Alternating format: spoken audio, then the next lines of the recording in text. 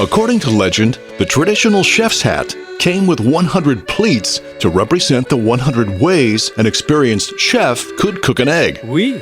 Fried, poached, boiled. This one is scrambled in the shell. This one is partly to mostly sunny side up. And then there's my popular eggs, Benedict Arnold. What's that? I promise you the egg, but give you an English muffin instead. Okay, now this whole chef's hat story is probably just folklore.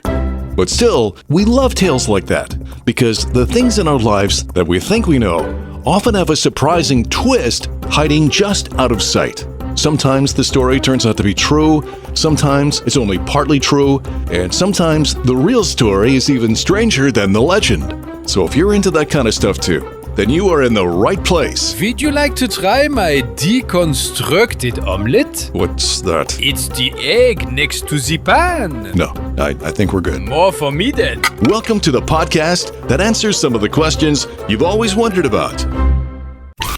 It's the Always Wondered podcast. Hi, I'm Rick Peterson. Thanks for joining us. Have you ever noticed how someone can jump out of an airplane purely for fun, but absolutely lose their mind over a spider the size of a raisin?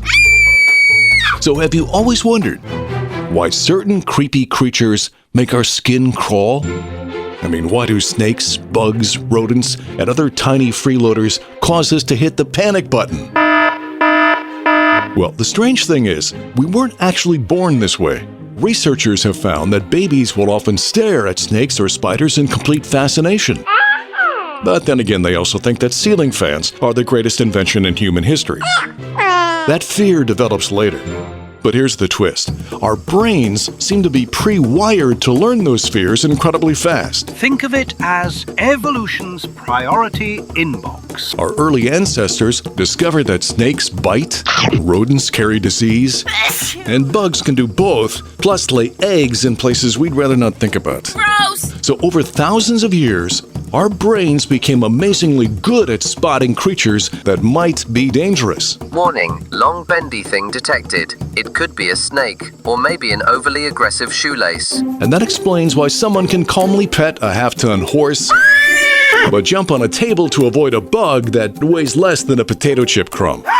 And then this is where culture joins the party. After years of hearing adults say things like, Don't touch that. Don't go near that. Don't even look at that. the brain of that formerly curious kid now puts every creepy crawly thing into a category known as... Absolutely not. Of course, not everyone is like that. Some people love snakes, others raise tarantulas, or keep pet rats. Which means, Biologically speaking, evolution loaded the software, but experience has the ability to rewrite some of the settings. so, the next time your skin crawls because something tiny scurried across the floor, remember, your ancient ancestors taught you how to survive. You got this, kid. It's just that sometimes your brain occasionally forgets the difference between a deadly cobra and your phone charging cable. I swear it moved. You kicked it. I stand by my decision.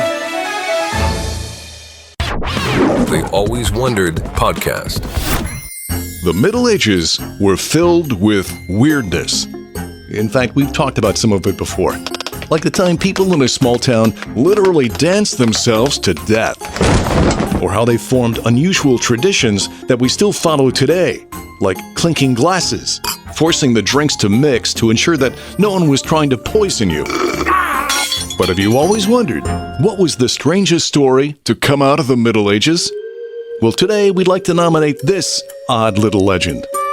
Welcome to the 12th century and the tiny English village of Woolpit, where two children mysteriously appeared who were, well, green. Good heavens, they look like they just ate some gas station sushi. No one had any idea who these kids were. Perhaps they're related to Shrek. Who's Shrek? Well, he won't be created for another 800 years or so, but trust me, they've got his color. The girl and boy claim they came from a mysterious land where everyone was green. There was no bright sunshine, and everything existed in a permanent twilight. Sounds just like Chicago in November. They said they wandered into a cave and somehow ended up in Woolpit. Don't feel bad, children. My GPS gets flaky sometimes too. And even stranger, they refused to eat anything but beans. Would you care for some hot apple pie? No, thank you, ma'am.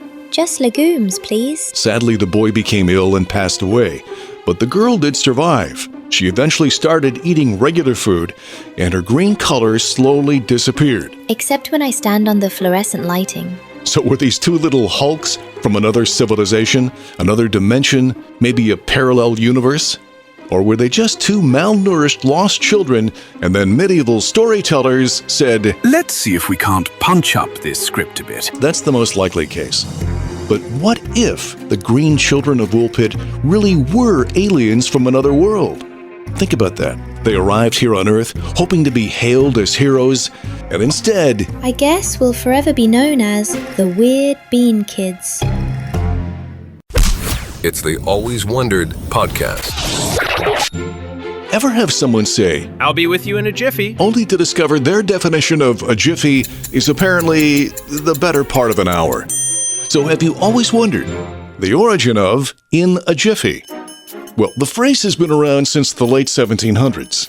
But as to where it came from, language experts say, its origin is of an unknown nature. Which translated means, look, we haven't got a clue. It most likely was a slang term for a moment. And that means the length of a jiffy lies somewhere in that murky area between "I'm on the way" and "I'll be there soon-ish." But the weird thing is, in recent decades, scientists have stepped in to give jiffy a precise meaning.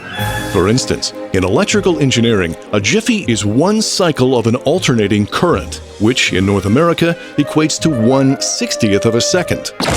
And then science said, wait, we can make this even more confusing. So in computing, calculating jiffy, it's one click of a computer's internal clock.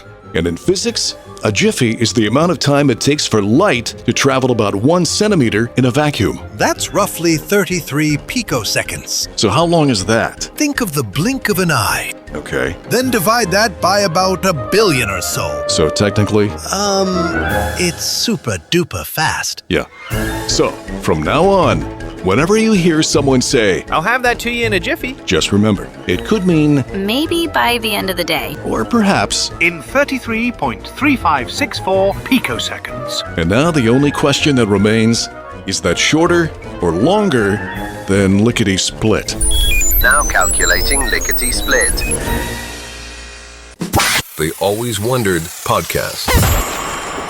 Well, that's going to do it for this episode of Always Wondered. Remember, new episodes arrive every Friday. Check out some of our fun little videos of our topics on TikTok, Instagram, YouTube, and Facebook. And we would love for you to hit that subscribe button. I mean, your thumb is already there, right? And it only takes a jiffy. All right. As always, we leave you with one to ponder. Have you always wondered, before they invented drawing boards, what did we go back to? So until next time, stay curious and keep wondering. I'm Rick Peterson. Thanks for listening. The Always Wondered podcast. If you like what you hear, please subscribe, leave a 5-star rating, and a review. Listen on Apple Podcasts, Spotify, or wherever you get your podcasts. Feel free to offer suggestions for future topics or simply reach out to alwayswonderedpodcast@gmail.com.